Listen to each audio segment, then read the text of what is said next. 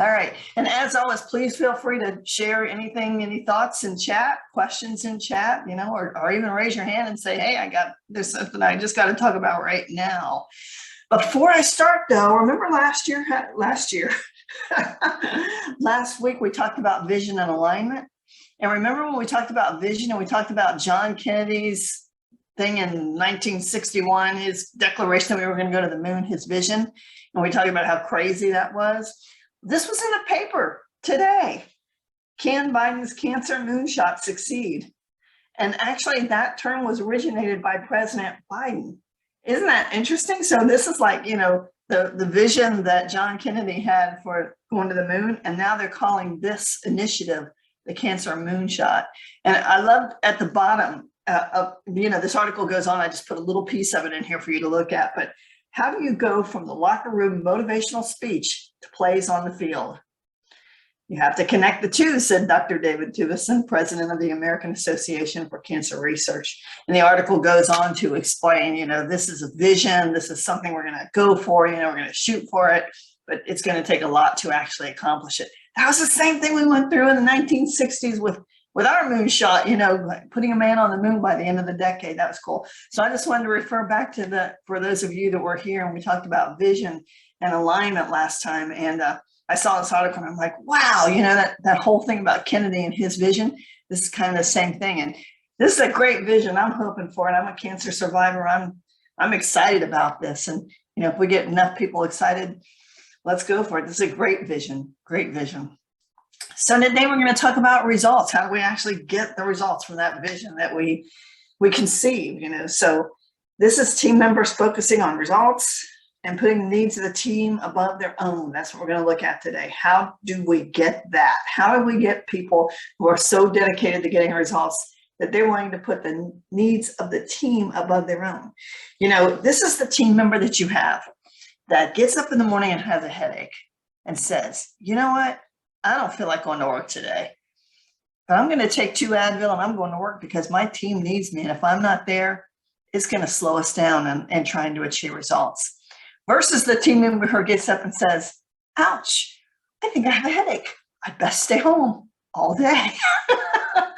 Right? So this is what we're looking for. Somebody who's so dedicated to the team.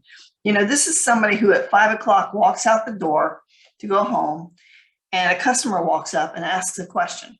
It's not my customer.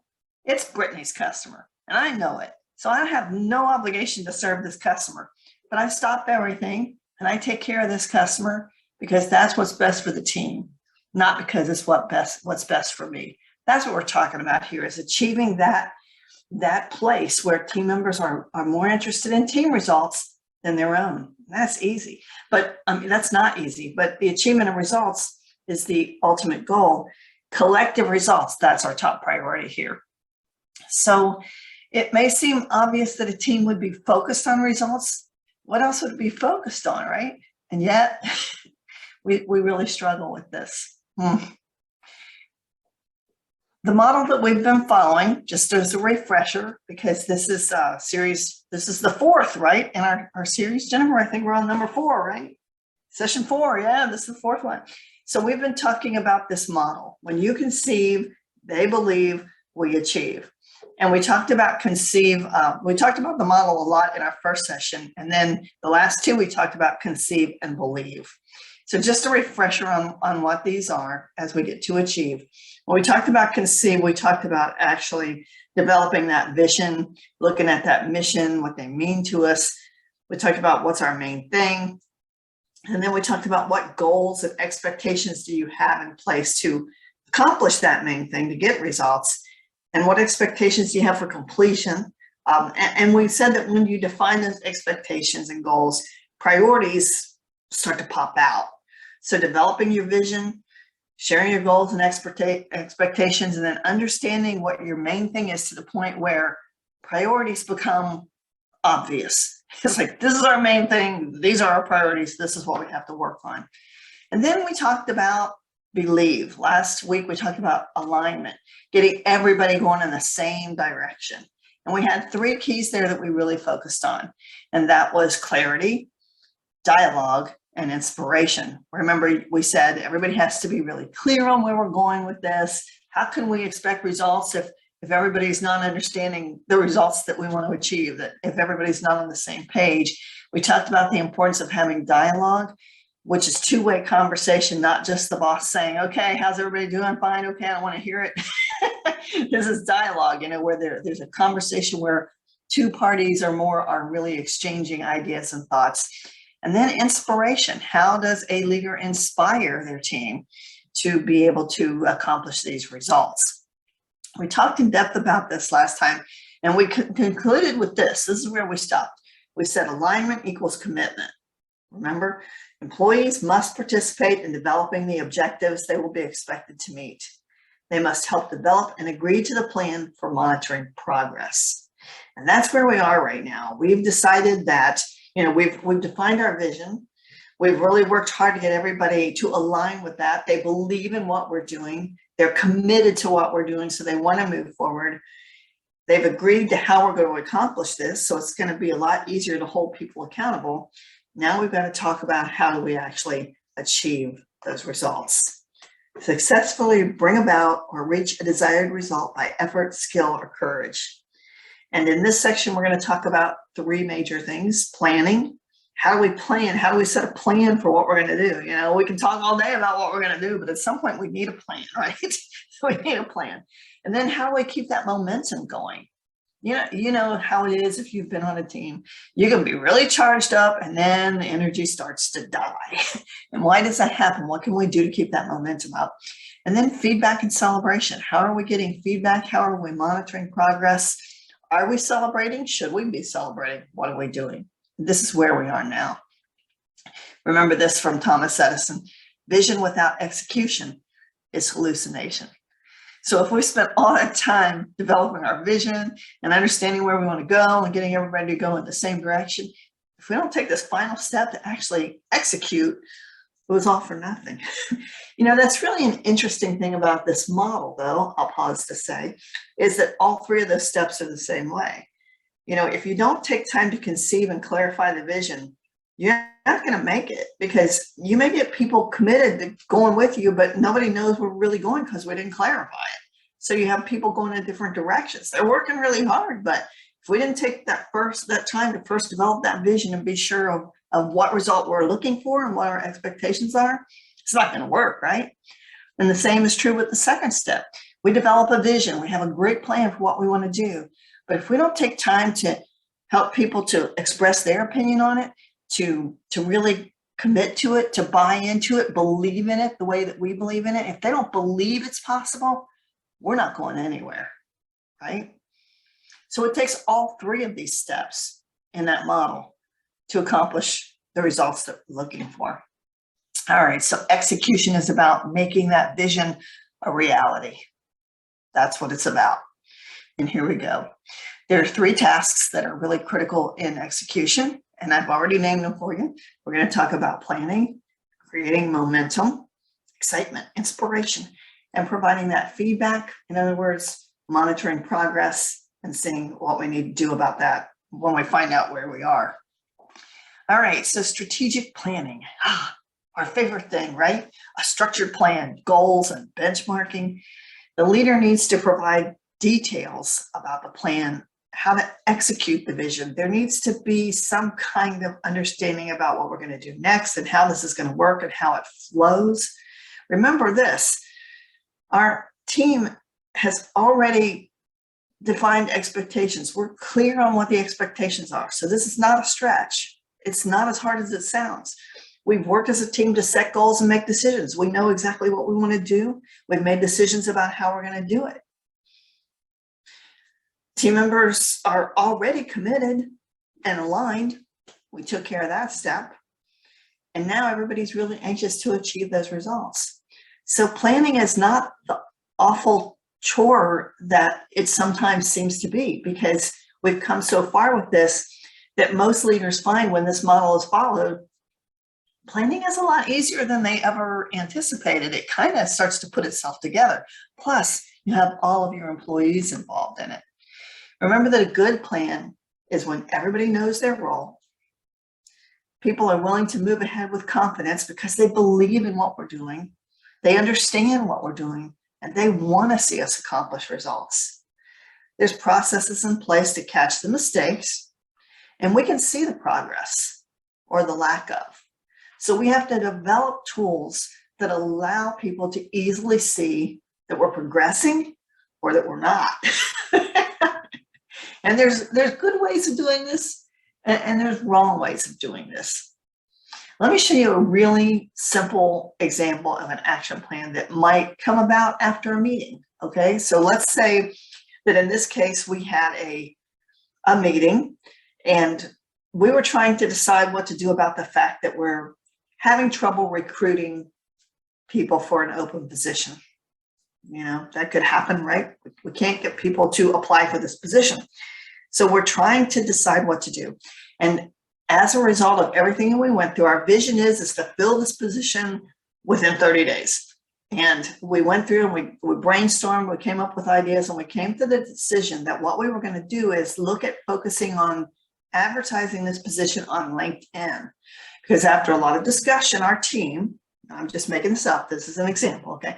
Our team agreed that probably that would be the best place to advertise this position to find the right fit, to find the right person.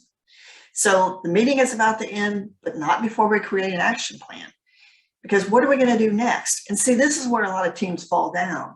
We come out, we're excited, we made this decision, this is what we're going to do, great. But nobody talked about what's next. And if we don't take time to start that plan, no matter how simple it is or complex, there has to be a plan for what we're going to do next. So in this case, here's a really simple example. There were 3 action items that we agreed on before we left the meeting. The first thing is John volunteered to draft the post for the opening. He says, I'm really good at this. Remember, you have a team full of people who have great skills. This is not all for the leader to do. So John on your team says he can draft this announcement and have everybody look at it, get input, and then polish it to make it look great.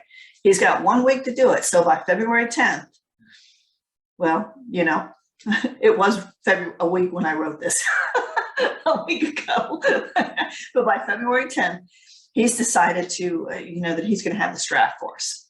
Now, think about this, just this one step. We've all been in this meeting together. We all made this decision together. If John doesn't come through by 2:10, the leader is not going to have to be in his face going, John, where is this? Because the whole team is going to be in his face going, John, where is this? We're excited to see it. And it's a whole different dynamic. We have team accountability. We have peer accountability, employee to employee. Nobody's depending on the leader, because if we didn't assign it like this, I would be going back to the leader and saying, hey, we were going to draft this stuff for the opening. What's happening with that?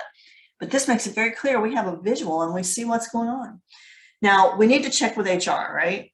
Because there might be some social media recruitment policy that, gets in the way here, or there's rules we want to follow. We don't want to screw up. Mary says, hey, I have a pal in HR, and I'll be happy to check with HR on this. And she's going to do it by 2:14. And then Chris, he says, well, I love LinkedIn. Let me go and do the research and report back on how this might work for us. So Chris is going to go do that. So as you can see, it's a really simple action plan. But what happens here?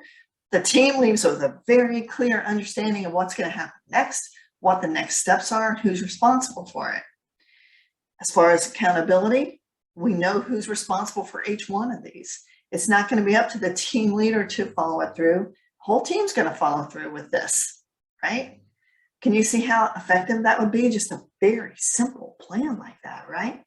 And we should be doing this after we make any decision. If you want results, you got to define how you're going to get to those results. And this is what we're going to do. Now, what's going to happen is we're going to have this next meeting on 2/14, which is Valentine's Day. Isn't that a good time to have a meeting? I'm sure it'll be all happy. We're going to go through what we learned, and we're going to make another action plan. And the next one's going to say something like, hey, we've got approval to go on LinkedIn. There's no HR problem. So we're going to post this thing by tomorrow. And Chris said he'll post it because he's our expert. We'll have a new plan. So just a very simple action plan.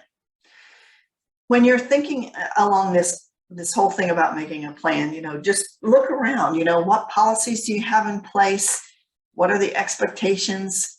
You're trying to create high quality outcomes. So you need to look at all the resources that you have available to make this plan. Sometimes plans have to be a little more detailed than the simple example I gave you. I understand that. And it depends on your organization and what you're doing. But let me just take a time out here, because what I find is when I talk about these different things, and even the other two that I'm going to be talking about today, I talk about momentum and such, some leaders find this is just not their thing. You know what I mean? It's just not their strength. You want me to put together a detailed action plan? I hate doing that. I don't even know how to start because I don't want to. It's not my strength. It's not something I want to do. Or you want me to inspire everybody? You want me to walk around like Miss Optimism all the time? I hate that. I'm not optimistic. That's not me. How am I going to fake this? You can't fake this stuff. But you have a team. You have a team of people who you brought on board because they have unique skills. So let's use them. You know what? I just happen to know that Elise loves doing action plans. She's so good at strategic planning. She lives for it. If I ask her to do it, she's going to consider it something great. She's going to consider it an honor. I hate doing strategic plans. Elise, we need a strategic plan for this. Will you write it?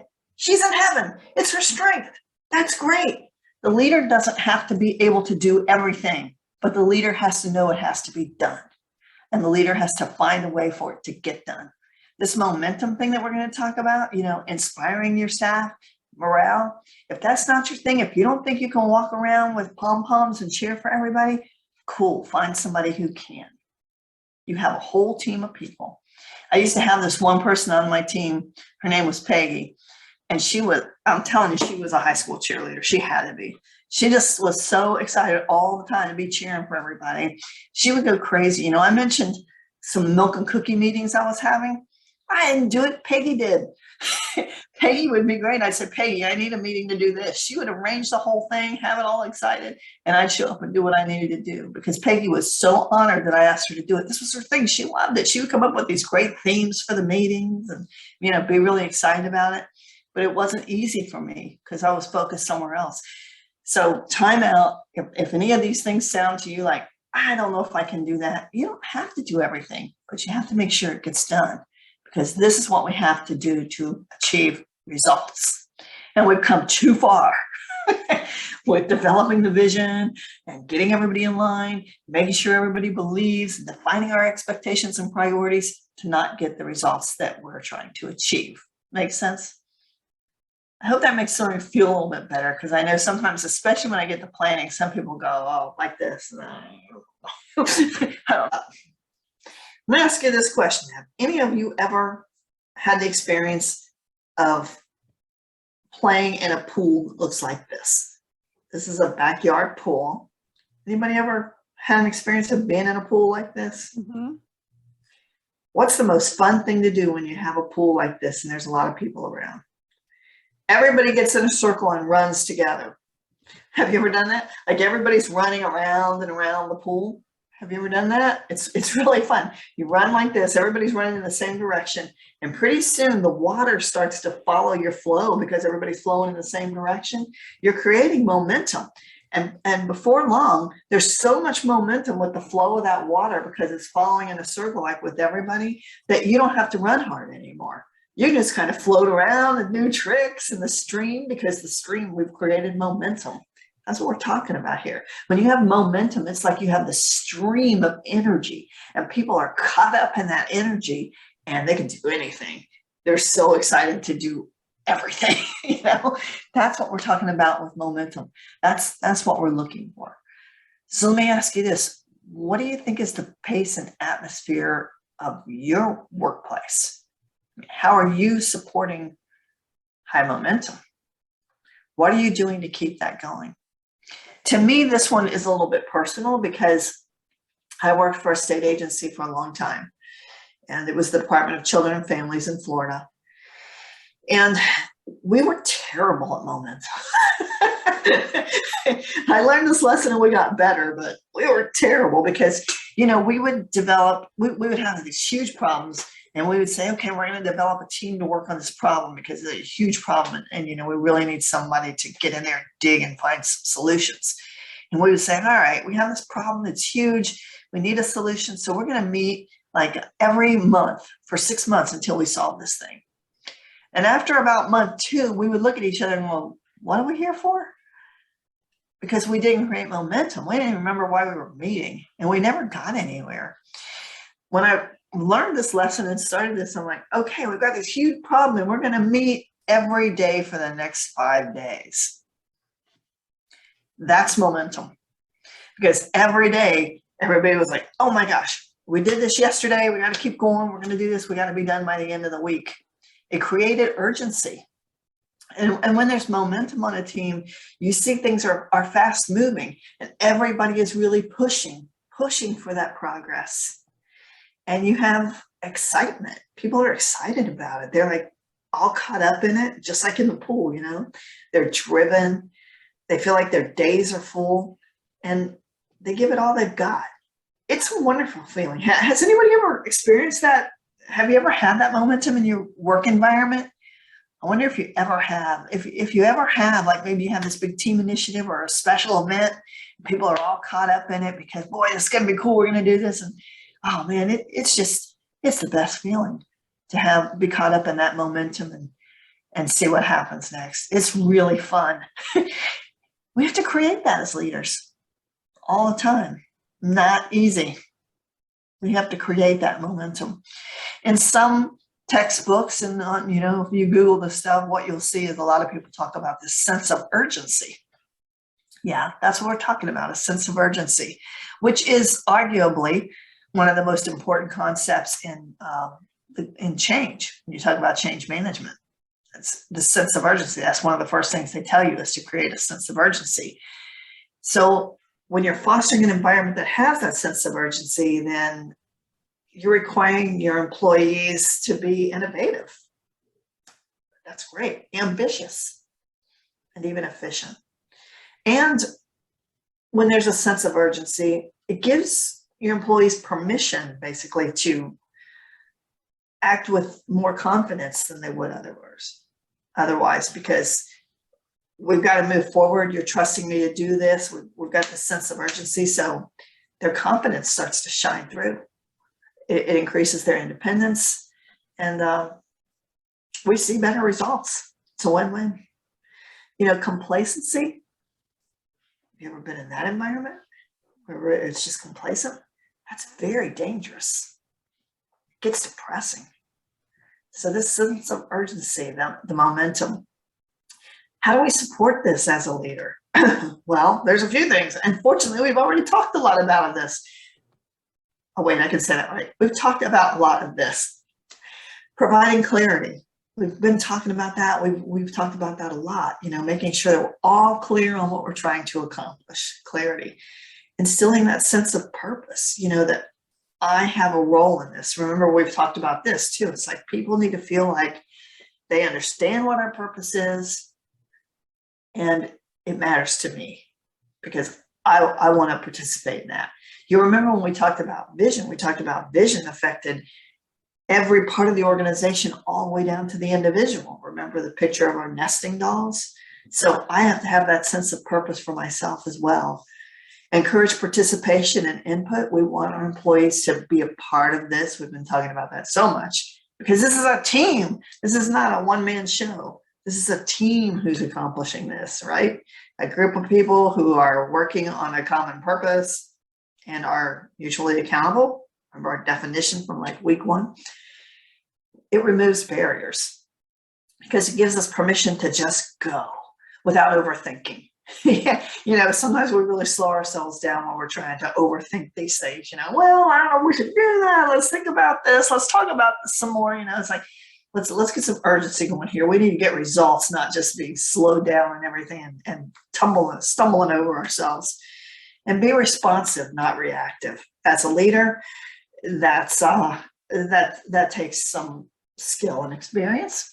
But what I'm talking about here is, coming from a place where you understand that you have time to think through things, there are very few times as a leader when you must make a decision in that second. Unless there's a hurricane coming or a tornado or something like that. But most of the time we have time to think through it. And I think we forget that sometimes. Somebody comes to us with something and they're all upset or in a panic, and we just climb right on, and we react with emotion or with a response that we didn't think through, and it's not the right thing. So this requires us to be responsive about things, to be able to think about what's going on and give an answer, even if it's not immediate, instead of just reacting to situations. Make sense? So that's momentum. And this is like, with this, I would say probably one other thing you can do is don't just rely on long-term goals. Let's set some short-term goals to get us to the long-term goal. I mean, obviously hiring somebody for, through LinkedIn is a short-term goal. We need to get somebody in a position, but that contributes to a much longer-term goal, right? That has all kinds of implications for performance in our organization. So set short-term goals too. And when you have short-term goals and you accomplish them, that gives you more reason to celebrate, which is cool. Okay, so we now understand why planning is so important. We understand that we have to create momentum, and hopefully a little bit more how to do that. We understand more about how to do that. Both of those contribute to so much to execution. But there's one more key leadership task, and that's this whole idea of feedback, monitoring what's going on and making sure that we're actually accomplishing what we set out to accomplish. Having a harmonious work environment, and you'll hear me say this a couple of times, is a good thing. People want harmony in the workplace. They want it to be a happy place, and a lot of leaders try to protect that harmony. That's not always a good thing. It's not good when you aren't honest about what's not working. It's not good for us to ignore problems because we want harmony. So this is the part where we can stand up and say, this is not going according to plan. Let's go back. Or this is going according to plan, and let's celebrate. So feedback is continuously important. Leaders address problems, even when harmony is disrupted. That's what we're looking at here. And also that praise is important. And we need to understand how important praise is in recognizing the contribution of our employees. And I'll be talking about that. So again, that inclination to maintain harmony can be valuable, but during execution, it can prevent us from addressing issues that could escalate into greater problems down the road. And at the same time, holding back praise, sometimes it can seem appropriate, easier for some of us because not all of us have that strength that, it's easy for us to just offer that praise. But in the context of executing on your vision, a lack of recognition can lower morale. It can take away the enthusiasm that people have for a project, especially when things get tough, which they invariably will in the world of work, right? So why do we have to address problems? This one, I have to really emphasize this one because this is one of the areas where I just find leaders really struggle on teams. Because it's easier, it's more comfortable when there's harmony on a team. But it can prevent us from achieving the results that we want. It creates great resentment with our employees. Did you know, you may know this, but if you do some research, and you can Google this today and back this up and see that I'm telling you the truth. The number one demotivator in the US, survey after survey. What demotivates you in the workplace? What's the biggest factor? My supervisor tolerates poor performance. My supervisor tolerates poor performance. I work like a dog. Sarah slacks off all day long. Nobody does anything about it. Why do you put up with that from her? Well, I work so hard. Wait, why am I working so hard? Doesn't matter. You don't do anything when somebody doesn't work hard. So let me pull back here, which results in eventual disengagement and disaster. You're never going to achieve your results if that kind of thing's going on.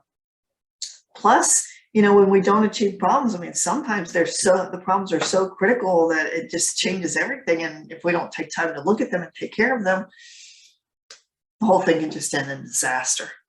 I know this is hard, but I'm emphasizing it because this is where we typically see the biggest problem. It's very hard for some leaders to address those problems and to even identify that there are problems going on. So here's a few tips for you for watching out for these problems and trying to identify them. And the first thing we've addressed, but that's just make sure that your team has clear assignments with a solid deadline, and then you monitor. Remember that simple action plan I showed you, which is really simple, so-and-so is going to do this by this date. That gives you something to follow through on. Now, if that draft isn't written by 2/14, we have a problem, right? And it helps you to address it. Plus, it takes the onus off of the leader when you do it that way and puts it on the whole team. So make sure everybody's clear, on what our deadline is, and then monitor it. And if you don't meet the deadline, you got to talk about that. You can't just let that slide. But sometimes I was really surprised with what was on their agenda that wasn't on my radar at all. So that really helps to identify problems as well. When you are doing feedback, just few tips here. Constructive feedback, it should be thought out. It should be timely. Don't wait until 2 weeks later and, try to offer feedback. If you can do it in the moment, that's the best. Facts and observations, this is a really important part of feedback. You don't say things like, and this is probably a whole nother course in itself. As a matter of fact, I've done courses on this, but you don't say things like, Tina, you're always late. You're always late with everything. You're always late with your assignments. No, because that's an accusation and it's going to make Tina feel very defensive. Instead, you're going to say, Tina, this report was due yesterday and I'm still waiting for it. How's it coming? Tina, your report was also late last month by 2 days. And Tina, the month before that, it was late by 3 days. I'm just picking on you, Tina. Don't freak out on me. So, you use the facts and observations, not just you're always late. So be careful how you word these things. Make it a problem definition, a two-way conversation. Make sure you get them involved in the conversation. Dialogue, remember that important skill? Use it as a coaching opportunity, which means you ask questions. Is there a reason why you're not getting your reports done on time? Because for the past 3 months, we've had a little issue with it being late. What's going on? Is there something we need to change? Or, why is this happening? And that's a really good way to handle those kind of things. John, you said that you could have this draft done by, in 2 days from now, and I'm still excited to see it. Is it coming? Is it going to make it? I can't wait to see it. That kind of thing. And of course, just be supportive and encouraging whenever you're providing feedback. And here's a really big tip for you. If you're a team leader, or even if you're not the team leader, maybe you're just a member of this team and you can tell your team leader this, your team needs to spend some time learning how to deliver and receive feedback from each other. Because we talk, peer accountability is huge in this thing. We want to be able to talk peer to peer, about our needs and what's going right and what's not. So let's teach people how to do it right. Let's teach people how to give constructive feedback. And as Jennifer was pointing out a few minutes ago, which I love that, is here's your slide, Jennifer. This was a surprise. You didn't even know this was here, but here it is. When it comes to developing people, there's more to gain by building on existing strengths than on trying to make good on their weaknesses. Remember when we had that example where I said, we took a team person to do the strategic plan because our team lead didn't like it. It's not something that they enjoy doing. Probably means it's not one of their strengths. Probably one of the best things you could do for your team is, and I know this is asking a lot, but If you could make it possible for me to use my strengths every day in the work that I do, I'm probably going to be rocking it for you because that's what I'm going to do best in. That's what I like. If I can use those strengths all the time, yeah, that would be great. The thing about having a team is you have different people who have different strengths. So maybe take some time to learn about the strengths of your team members, and use those accordingly. Believe me, you're going to have a lot more success if we come from that strengths-based focus. That's not easy to say, strengths-based focus. All right, just a few things about praise. This is another one I have to emphasize here. And the reason I emphasize it is because, I do a lot of leadership webinars. And whenever I do it live, one of the things that I always do is I ask the team leaders, the people in the team people that are in the session, I ask them, what do you think are the most important factors in having a successful team? And I have them get in groups and make a list. Believe me, almost never does someone bring up praise and recognition. Almost never. When somebody does, it's such an anomaly that I stop everything and say, oh my gosh, are you kidding me? Why did you say that? Nobody else said that. It's like, we don't even think of it. We don't even think of how important that whole praise thing is in getting great results. Isn't that scary? We really have to take time to praise the people around us, to thank them for what they do, to appreciate them. This really applies not just to work, but when's the last time you thanked your spouse for mowing the grass or doing the dishes or doing laundry or cooking a meal or anything? When's the last time you thanked your kids for doing their homework on time or cleaning their room or being on time for school every day? Really, this applies to everyone. One thing you should do is just be really specific with your praise.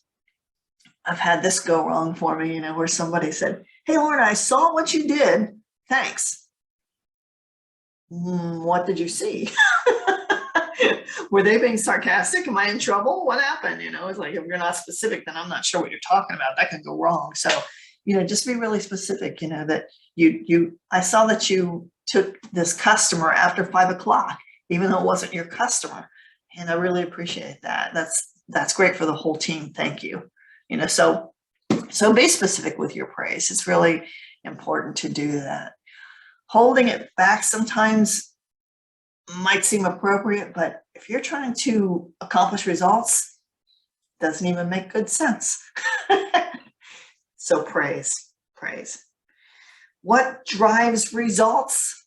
Team members value collective success more than individual achievement.